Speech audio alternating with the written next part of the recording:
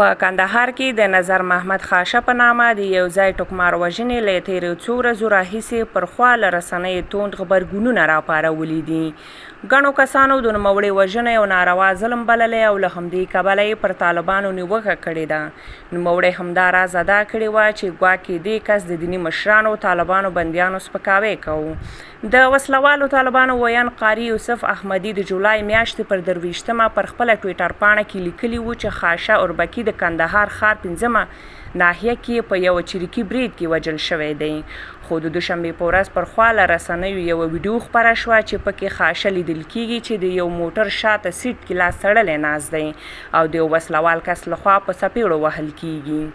ګمان کېږي چې دا کسان وسلوال طالبان دي او د همدې ویډیو له اخیستو وروسته خاشه وژل شوی دی. قاري یوسف احمدي هغه مهال ویلي وو چې خاشه په چریکي برید کې وژل شوی، خو د دې ډلې یو بل ویان ذبیح الله مجاهد بیا وایي لومړی رپوټونه ښایي چې خاشه تر نیول کېدو وروسته د تېښتې هڅه کړې وه او همغه مهال ووژل شو.